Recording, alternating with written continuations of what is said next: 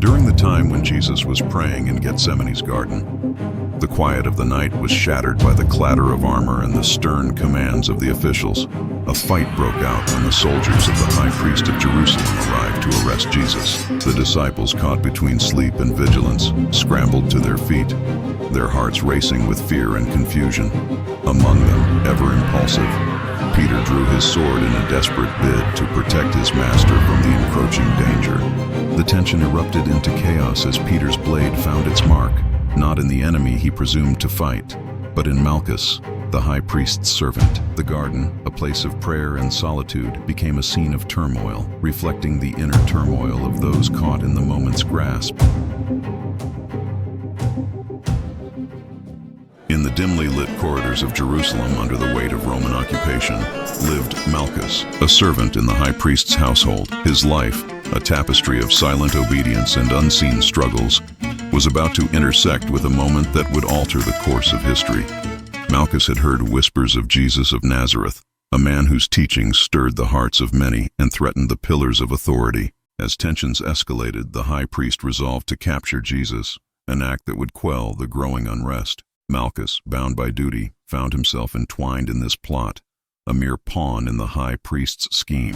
The night was young when Malchus, alongside soldiers and officials, ventured into the olive groves of Gethsemane. The air was thick with uncertainty, and Malchus's heart was heavy. He had witnessed the injustices of power, yet here he was, about to partake in another. As they approached Jesus, Malchus's mind raced with doubt. Was this the path of righteousness? Before the chaos erupted in the quiet of the Garden of Gethsemane, the night was heavy with anticipation and a deep sense of solemnity. Jesus, aware of the fate that awaited him, had led his disciples to this secluded place to pray, seeking solace and strength in the hours leading up to his arrest.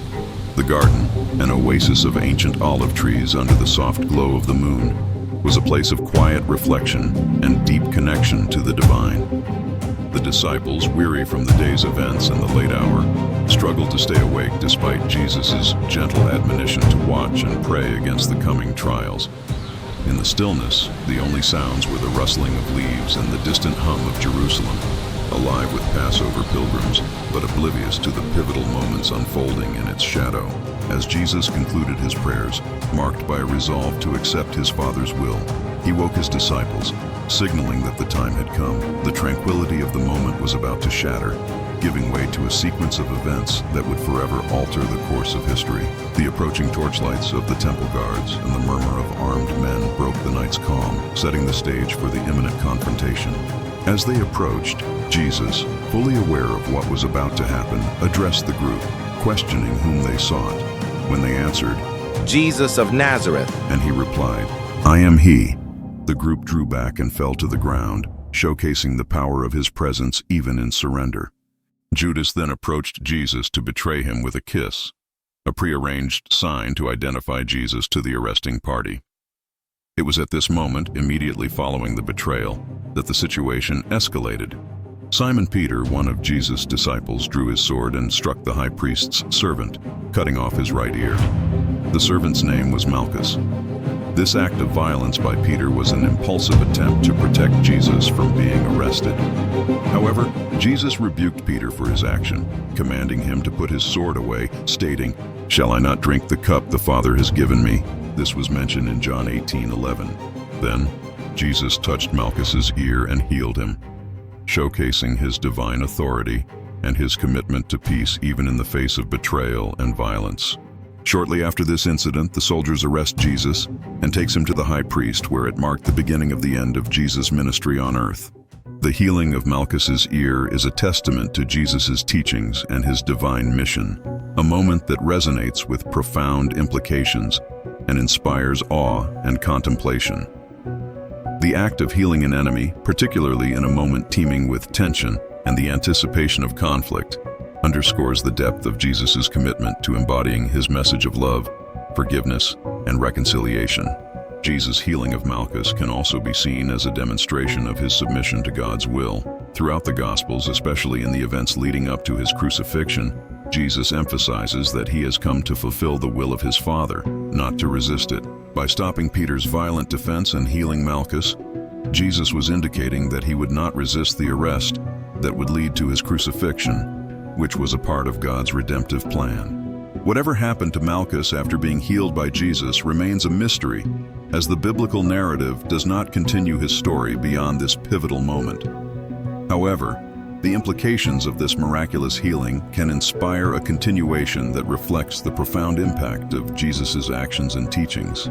After being healed by Jesus, Malchus, once an ordinary servant caught in the tumult of religious and political upheaval, found himself at the crossroads of history and divinity. The touch of Jesus, which restored his ear and, in a way, his very spirit, may have sparked a transformation within him, turning a moment of pain and confusion into one of revelation and understanding. As Malchus returned to his duties, the memory of that night in the Garden of Gethsemane lingered in his heart and mind. The act of mercy he received was a stark contrast to the betrayal and violence that unfolded around him. Perhaps he pondered the teachings of this man who healed even those who came to harm him, and maybe, just maybe, Malchus's life was changed forever. In the years that followed, Malchus could have become an unsung witness to the early Christian movement, sharing his story in hushed tones, a testament to the power of forgiveness and the new covenant represented by Jesus' sacrifice. His first-hand experience of Jesus' mercy might have led him down a path of reflection and eventually faith as he grappled with the meaning of that night.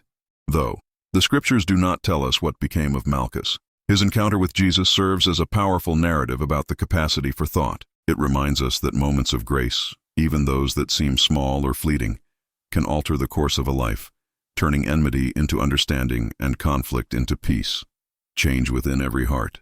It reminds us that moments of grace, even those that seem small or fleeting, can alter the course of a life, turning enmity into understanding and conflict into peace. Thus, in the end, the story of Malchus is a canvas upon which the themes of mercy, transformation, and redemption are vividly painted, inviting all who hear it to wonder and to believe in the possibility of a new beginning, even for the least likely among us. Amen.